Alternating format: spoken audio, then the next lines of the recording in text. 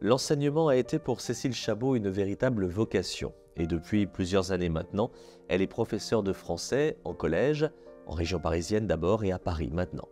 Mais dans le même temps, son goût pour l'écriture, né de l'enfance, n'a jamais été très loin non plus.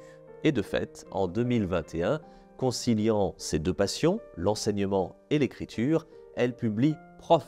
Et vous noterez l'importance du point d'exclamation. Ce livre fut l'occasion pour Cécile Chabot de parler à cœur ouvert de son métier, avec ses hauts et ses bas, mais aussi de briser quelques idées reçues. Un livre qui fait désormais référence et permet d'ailleurs à Cécile Chabot d'être régulièrement sollicitée dans les médias pour parler des questions d'école et d'enseignement.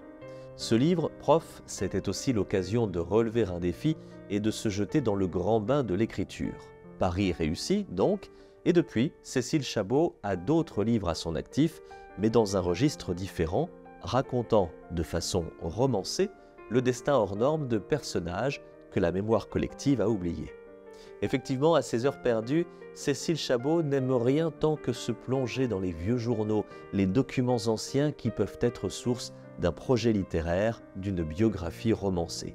Et c'est ainsi qu'en 2022, elle publie Rachilde, cette femme des années 1900, engagée, militante, esprit libre, qui créa les éditions Mercure de France et publia elle-même des romans sulfureux qui scandalisèrent la bonne société de la Belle Époque.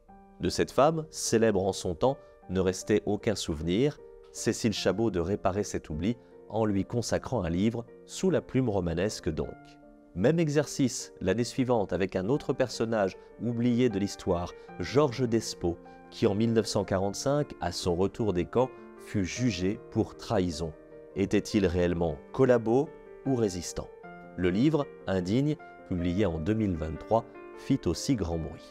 Et voici l'actualité de Cécile Chabot, de Femme et d'acier. Cette fois-ci, l'autrice a exhumé du passé l'une des premières femmes médecins du XXe siècle, Nicole Mangin. Mais non contente de gagner sa place dans le monde misogyne de la médecine d'alors, elle fut surtout la seule femme médecin à s'investir concrètement sur les champs de bataille du premier conflit mondial, portant secours au péril de sa vie aux soldats de la Meuse ou de Verdun.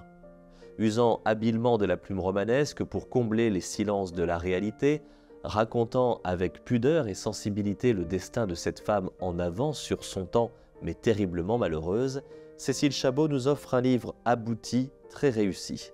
De Femme et d'acier, le nouveau titre de Cécile Chabot, est publié aux éditions de l'Archipel.